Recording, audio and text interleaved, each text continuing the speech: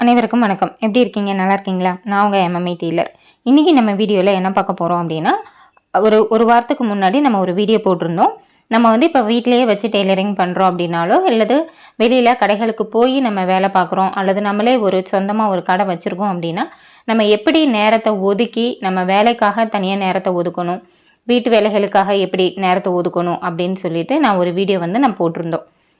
அந்த இதில் ஒரு சகோதரி கேட்டிருந்தாங்க, nice sister, but small kids like 2 year kids வச்சு மேனேஜ் பண்ணுற மாதிரி டைம் மேனேஜ்மெண்ட் வீடியோ போடுங்க அப்படின்னு சொல்லி கேட்டிருக்காங்க. அதாவது நம்ம அந்த வீடியோவில் என்ன சொல்லியிருந்தோம் அப்படின்னா, இப்போ ஸ்கூலுக்கு போகிற குழந்தைங்க இருக்காங்க, வேலைக்கு போகிறவங்க இருக்காங்க அப்படின்னா, அவங்களெல்லாம் வேலைக்கு அனுப்புறதுக்கு முன்னாடி, ஸ்கூலுக்கு அனுப்புறதுக்கு முன்னாடி நம்ம என்னென்ன வேலைகள்லாம் செஞ்சு வைக்கணும், அவங்களெல்லாம் அனுப்பி விட்டதுக்கு பின்னாடி நம்ம வீட்டில் எந்த மாதிரியான வேலைகளை செய்யலாம் அப்படிங்கிற மாதிரி நம்ம அந்த வீடியோவில் சொல்லியிருந்தோம். இது ஸ்கூலுக்கு போகிற குழந்தைங்களுக்கு ஓகேங்களா. இப்போ அவங்க வீட்டில் ஸ்கூலுக்கு போகிற குழந்தைங்க இருக்காங்க அப்படின்னா, அவங்க போகிறதுக்குள்ளே ஓரளவுக்கு வேலைகளை முடிச்சுட்டு ஸ்கூலுக்கு அனுப்பி விட்டுட்டோம் அப்படின்னு சொன்னோன்னா, ஸ்கூல்லேருந்து திருப்பி வர்றதுக்குள்ளே நம்ம ஓரளவுக்கு நம்ம வீட்டில் நம்ம வேலைகளை நம்ம பார்க்கலாம். இதுவே இப்போ கை குழந்தை வச்சுட்டு இருக்காங்க, அல்லது 1 year 2 year பேபிலாம் வச்சுருக்காங்க அப்படின்னு சொன்னால், அவங்க ஸ்கூலுக்கெல்லாம் போக முடியாது. அவங்க எனி டைம் வீட்டிலேயே தான் இருப்பாங்க. அப்படிங்கிறப்போ அவங்களையும் வச்சுக்கிட்டு நம்ம ஒரு வேலை செய்யணும் அப்படிங்கிறது ரொம்ப ரொம்ப கஷ்டம்தான். ஏன்னா நம்ம அவங்களுக்கு நேரத்துக்கு சாப்பாடு கொடுக்கணும், அவங்கள நேரத்துக்கு தூங்க வைக்கணும், வீட்டு வேலைகளையும் பார்க்கணும். அப்படிங்கிறப்போ நமக்கு கொஞ்சம் அது சிரமமாக தான் இருக்கும். இதுக்கு நீங்கள் என்ன பண்ணலாம் அப்படின்னு பார்த்தீங்கன்னா, முதல்ல நீங்கள் ஜாயின்ட் ஃபேமிலியாக இருக்கீங்களா அல்லது இண்டிவிஜுவலாக இருக்கீங்களா அப்படிங்கிறத பாருங்கள். இப்போ ஜாயின்ட் ஃபேமிலி அப்படின்னா ஓரளவுக்கு உங்களுக்கு ஸ்பேஸ் கிடைக்கும்.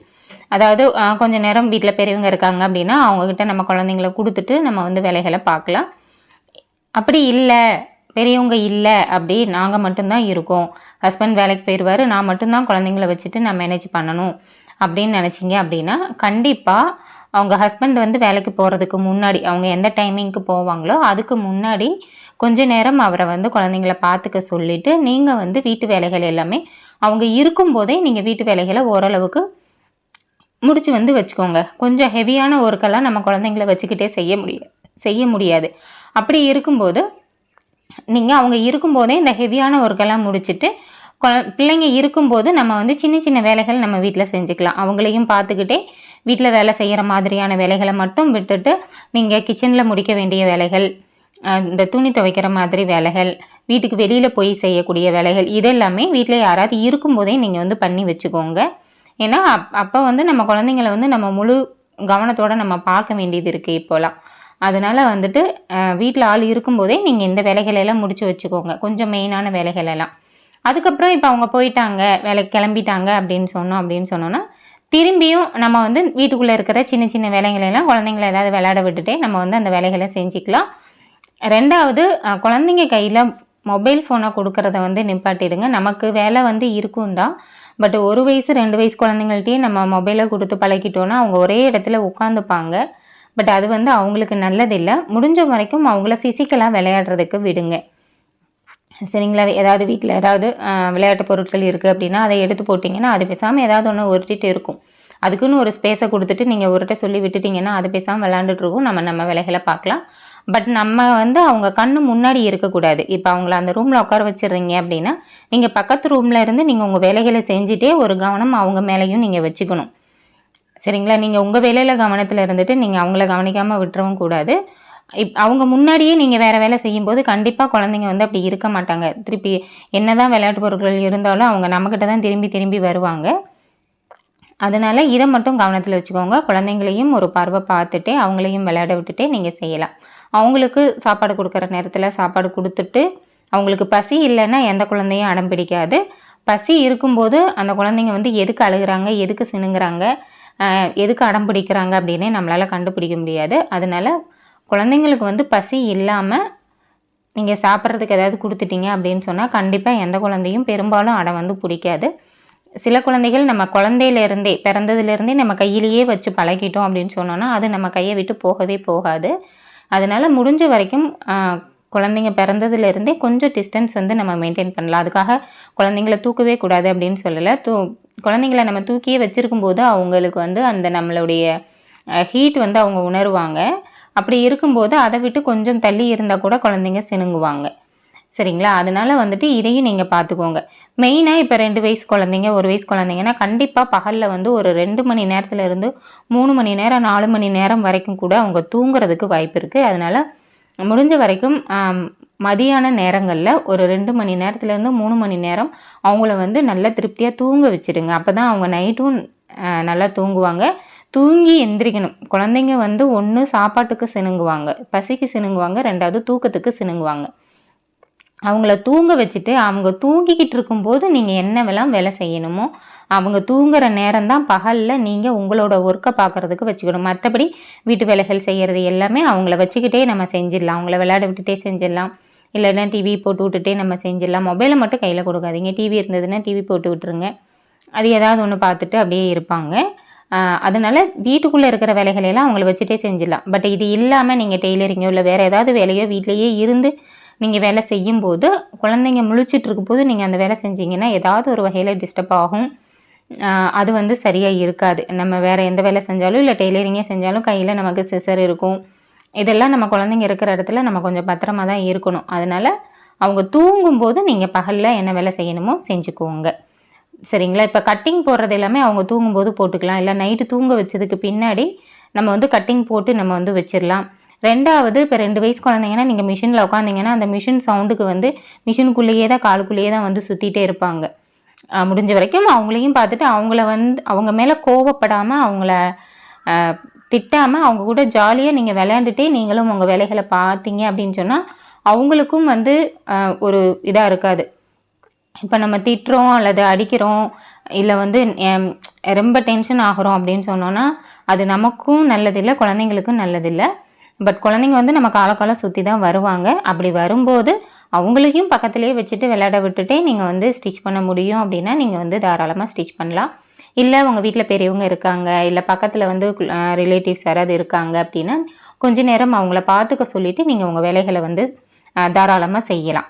அதே மாதிரி நான் ஏற்கனவே முன்னாடி வீடியோல நான் சொன்ன மாதிரி, நீங்க வந்து சமையல் வேலைய வந்து காலையில, மதியானத்துக்கு 2 நேரத்துக்குமே சேர்த்து காலையிலேயே நீங்க சமைச்சிரணும். இடையில குழந்தைக்கு நீங்க ஏதாவது பாலாத்துறீங்க, அந்த மாதிரி இதுக்கு மட்டும் நீங்க கிச்சனுக்கு போற மாதிரி பார்த்துக்கோங்க. பகல்ல வந்துட்டு நீங்க கிச்சனுக்குள்ள போற வேலைய முடிஞ்ச வரைக்கும் தவிர்த்துருங்க. காலையில 7 மணிக்கு முன்னாடியே நீங்க கிச்சன்ல இருக்கிற வேலைகள் எல்லாமே முடிச்சுட்டீங்க. அதுக்கப்புறம் கிச்சன்ல வேலையே இல்ல அப்படின்னா, அப்பப்போ ஏதாவது 1, 2 பாத்திரங்கள் இருக்கும். பாலாத்தி குடுக்குறீங்கன்னா, அந்த பாத்திரம் கழுவுற மாதிரி இருக்கும். இல்ல சாப்பிட்றோம் அப்படின்னா, அந்த பாத்திரத்த கழுவுற மாதிரி இருக்கும். அதெல்லாம் நம்ம ஒரு 2 நிமிஷத்துலேருந்து ஒரு 5, 10 நிமிஷத்துக்குள்ள முடிச்சிடலாம். அதெல்லாம் நமக்கு பெரிய வேலையா இருக்காது. இதுவே வந்துட்டு நீங்க புதுசா சமைக்க போறீங்க அப்படின்னா, அது உங்களுக்கு சிரமமா இருக்கும். 2வது அவங்கள வச்சுட்டே வந்துட்டு அடுத்த சமையலுக்கு ஏதாவது தேவைப்படுது அப்படின்னா, நீங்க வந்து வெங்காயம் உரிச்சு வைக்கிறது, காய்கறி நறுக்கி வைக்கிறது, இந்த மாதிரியான வேலைகள குழந்தைங்கள விளையாட விட்டுட்டே ஜாலியா நீங்க செஞ்சு பாருங்க. உங்களுக்கு சரியா இருக்கும். ஐயோ! நமக்கு இவ்ளோ வேலை இருக்கே! இவன் என்ன தூங்க மாட்டேங்கிறானே!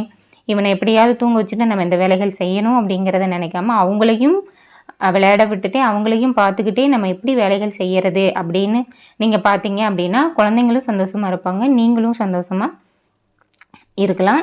ஆ ஏதோ எனக்கு தெரிஞ்ச வரைக்கும் நான் சொல்லியிருக்கேன். இதில ஏதாவது நான் தப்பா சொல்லியிருக்கேன், உங்களுக்கு ஒத்து வராதது சொல்லியிருக்கேன் அப்படின்னா, எனக்கு தெரிஞ்சத தான் நான் சொல்லியிருக்கேன். உங்களுக்கு ஒத்து வருமா அப்படிங்கிறத நீங்க வந்து பார்த்துக்கோங்க.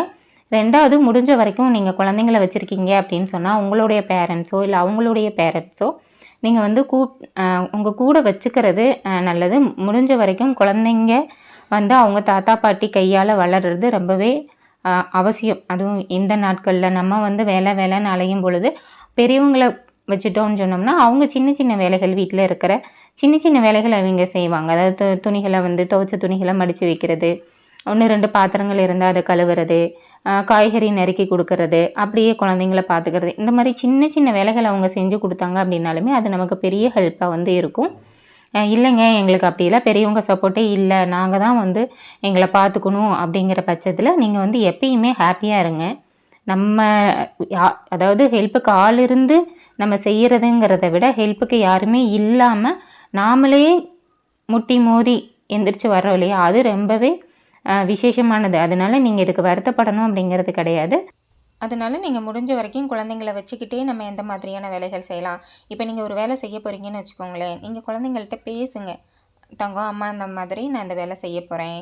நீங்க இங்க விளையாண்டுட்டு இருங்க" அப்படின்னு அவங்கள்ட்ட நீங்க சொல்லிட்டு நீங்க அந்த வேலைய செய்ய போங்க. ஒரு தடவை அவங்களுக்கு புரியுது புரியலைனாலும் அவங்க கண்டிப்பாக கேட்பாங்க. சின்ன வயசுலேருந்தே நீங்கள் அவங்கக்கிட்ட இந்த மாதிரி விஷயங்களெல்லாம் நாம் இந்த வேலை செய்யணும் தங்கம், நீ இப்படி இரு, அந்த மாதிரி நீங்கள் குழந்தைங்கள்ட்ட உங்களுடைய விஷயங்களெல்லாம் நீங்கள் ஷேர் பண்ணுங்கள். சின்ன வயசுலேருந்தே நீங்கள் ஷேர் பண்ணிங்க அப்படின்னாங்கன்னா அவங்க வளர வளர வந்து அவங்க உங்களை ரொம்பவே புரிஞ்சுப்பாங்க. அதனால குழந்தைங்கள்ட்ட பேசினா அவங்களுக்கு புரியவா போகுது அப்படின்லாம் நினைக்காதீங்க. குழந்தைங்களுக்கு புரியும். அதனால நீங்கள் வந்து குழந்தைங்கள்ட்ட பேசுங்க. அவங்கள வச்சுக்கிட்டே நீங்கள் வந்து வேலைகளை பாருங்கள். 2வது வந்துட்டு இப்போ நான் என்னோட லைஃப்பில் நான் சந்தித்த சில விஷயங்களை நான் உங்கள் கூட ஷேர் பண்ணிக்கணும்னு நினைக்கிறேன். இதுவும் உங்களுக்கு ஏதாவது ஒரு வகையில் யூஸ்ஃபுல்லாக இருக்கும் அப்படின்னு நான் பார்க்குறேன். இப்போ நான் வந்து பார்த்திங்கன்னா, நான் ஃபஸ்ட்டு ஸ்டார்டிங்கில் நான் பழகுனப்ப வீட்டில் போட்டு தான் நான் வந்து ஸ்டிச் பண்ணிகிட்டு இருந்தேன். நான் ப்ரெக்னெண்ட்டாக இருக்கும்போதும் நான் வந்து தைச்சிட்டு தான் இருந்தேன். குழந்தை பிறந்ததுக்கு அப்புறமும் நான் வந்து ஸ்டிச் பண்ணிட்டு தான் இருந்தேன். பட் ரொம்ப பெரிய அளவில் எல்லாம் தைக்கல. டெய்லி 1, 2 அந்த மாதிரி தான் நான் வந்து ஸ்டிச் பண்ணிகிட்டு இருந்தேன் அப்போது. அப்போ என்ன பண்ணுவோம் அப்படின்னா, இப்போ குழந்தைங்க வந்து தவழ்கிற வயசு வரைக்கும் நமக்கு பிரச்சனை இருக்காது. தவழ ஆரம்பிச்சிட்டாங்க அப்படின்னு சொன்னோம்னா, அவங்க வந்து எங்கே விட்டாலும் அந்த தவழ்கிற ஆர்வத்தில் நம்மக்கிட்டேயே தான் வருவாங்க. தவழ்கிற வரைக்கும் நமக்கு பிரச்சனை இருக்காது. ஒரு இடத்துல நம்ம பேசாமல் படுக்க வச்சுட்டோம்னு சொன்னோம்னா, அதுங்க பேசாமல் படுத்துட்டு ஏதாவது சவுண்ட் விட்டுட்டு இருப்பாங்க. அப்போ வந்து நம்ம கையில் தூக்கி வச்சுட்டே இருக்கணும் அப்படிங்கிறது இல்லை. அவங்களுக்கு பசி நேரத்தில் மட்டும் நம்ம தூக்குனா போதும். மற்ற நேரங்களில் பக்கத்துலேயே படுக்க வச்சுட்டு, பக்கத்தில் ஒரு பாயில் படுக்க வச்சுட்டு நம்ம பேசாமல் நம்ம வேலைகளை பார்த்துட்டே இருக்கலாம். இதுவே அவங்க தவழ்கிற ஆரம்பிக்கும்போது நம்ம ஒரு வேலை செய்கிறோன்னா வருவாங்க. இப்போ நான்லாம் மிஷினில் உட்காந்துருவேன். மிஷினில் உட்காந்து நான் ஸ்டிச் பண்ண ஆரம்பிக்கிறேன்னா, சில குழந்தைங்கள்லாம் அந்த மிஷின் சவுண்டு கேட்டாலே எழுந்திரிச்சிருப்பாங்க. பட் என் பையன் அப்படிலாம் இல்லை. என்ன சவுண்டு கேட்டாலும் தூக்கம் வந்தால் நல்லா தூங்கிடுவான். அதனால நான் என்ன செய்வேன் அப்படின்னா, இப்போ நான் மிஷினில் உட்கார்றேன்னா எவ்வளோ தூரத்தில் என்னோட கண் பார்வையில் இருக்க முடியுமோ வீட்டில் அந்த லாஸ்ட்டில் கொண்டு போய் விட்டுட்டு வந்துடுவேன். நான் வந்து உட்காந்து ஸ்டிச் பண்ணக்குள்ள அது தவழ்கிற வயசில் என்ன செய்யணும், அங்கேருந்து இங்கே வரதுக்கு ஒரு 5 நிமிஷம் ஆகும். இப்போது கொஞ்ச நேரம் வெளியில் யாராவது பார்த்துட்ருப்பாங்க அப்படின்னா பிரச்சனை இல்லை. அங்கேருந்து அந்த தவழ்கிற வர 5 நிமிஷம் நான் உட்காந்து தைப்பேன். அது வேகமாக தவழ்ந்து வந்து என்ன செய்யும் தெரியுமா, நம்ம கீழே பெடலில் போட்டு தைக்கிறோம் இல்லையா, அந்த பெடல் மேலே ஏறி உட்காந்துக்கும். அப்போது பெடலில் மேலே ஏறி உட்காந்துட்டா நம்மளால் எப்படி பெடல் போட முடியும்? அப்புறம் திருப்பி தூக்கி வந்து திரும்பி தூக்கி கொண்டு போய் அவ்வளோ டிஸ்டன்ஸில் விட்டுட்டு நான் வருவேன். அது திருப்பி தவழ்ந்து திருப்பி பக்கத்தில் வரும். இந்த மாதிரி தான் நான் என் பையனை வச்சுட்டே நான் வந்து ஸ்டிச் பண்ணேன். 2வது மேலே ஏறி உட்கார்றேன் அப்படின்னு சொல்லுவான். மேலே நம்ம மிஷினுக்கு பக்கத்தில் டேபிள் இருக்கும் இல்லையா, அதுக்கு மேலே சைடில் உட்கார வச்சுட்டே நான் வந்து ஸ்டிச் பண்ணுவேன். அந்த மாதிரி ஸ்டிச் பண்ணுறது இப்போ ஒரு 5 நிமிஷம் 10 நிமிஷத்தில் நம்ம எடுத்துருக்க ப்ளவுஸோ அல்லது சுடிதாரோ முடிஞ்சிரும் அப்படின்னா கையோடு அப்படியே வச்சுட்டே நான் வந்து ஃபினிஷ் பண்ணிவிடுவேன். இல்லை இன்னும் டைம் ஆகும் அப்படிங்கிற பட்சத்தில் நான் மிஷினை விட்டு எழுந்திரிச்சிடுவேன். ஏன்னா வச்சுக்கிட்டு வேலை பார்க்க முடியாது. ஒரு 2 நிமிஷம் 5 நிமிஷம் 10 நிமிஷம் அப்படின்னா அப்படியே கொண்டு போய் விட்டுட்டு வந்து உட்காந்து அதை ஃபினிஷ் பண்ணிவிடுவேன். சப்போஸ் இல்லை ரொம்ப நேரம் ஆகும், நம்ம இந்த ப்ளவுஸை முடிக்கிறதுக்கு இன்னும் ஒரு 1/2 hour 1 hour ஆகும், இவனை வச்சுட்டு தைக்க முடியாது அப்படின்னா அவனை விளையாட விட்டுட்டு வீட்டில் இருக்க மற்ற வேலைகளை அந்த நேரத்தில் முடிச்சுட்டு வீட்டுக்கு இப்போ வீட்டில் பெரியவங்களும் இருந்தாங்க, எங்கேயாவது வெளியில் போயிருந்தாங்கன்னா தான். இல்லைன்னா நான் ஸ்டிச் பண்ணும்போது அவங்க வெளியே தூக்கிட்டு போயிடுவாங்க, ஏதாவது விளையாட விடுவாங்க. அப்படி இல்லாத பட்சத்தில் தான் இந்த மாதிரி சில நாட்கள்லாம் நடக்கும். அப்படி இருக்கும்போது அவனை வச்சுட்டே நான் வீட்டில் என்னென்ன வேலைகள் செய்ய முடியுமோ, வீடு கூட்டுறது, பாத்திரங்களை கழுவுறது, சமைக்கிறதுக்கு ஏதாவது ரெடி பண்ணுறது, இந்த மாதிரி வேலைகளை செஞ்சுக்கலாம். துணி துவைக்கிறதுமே கூட அவனை வச்சுட்டே நான் வந்து துணியெல்லாம் துவைச்சி முடிச்சிடுவேன். அப்படி இருக்கும்போது ஒன்றும் பிரச்சனை இருக்காது உங்களுக்கு. நீங்கள் முடிஞ்ச வரைக்கும் குழந்தைங்கள வச்சுக்கிட்டே வேலை செய்ய பழகிட்டீங்கன்னு வச்சுக்கோங்களேன், உங்களுக்கு இது பெரிய விஷயமாகவே உங்களுக்கு தெரியாது. 2வது இப்போது அதே மாதிரி கொஞ்சம் வளர்ந்ததுக்கு பின்னாடி வந்து பார்த்தீங்க அப்படின்னா குடுகுடுன்னு ஓடி வந்துடுங்க. அப்போ நீங்கள் தூங்குகிற நேரம் மட்டும்தான் உங்களால் மிஷினில் உட்கார முடியும். அதனால் அதே மாதிரி நைட்டு வந்துட்டு ஒரு 8:30 மணி 9 மணினா குழந்தைங்க தூங்கிடுவாங்க. நீங்கள் 10 11 மணி வரைக்கும்லாம் தூங்காமல் வச்சுருக்காதீங்க.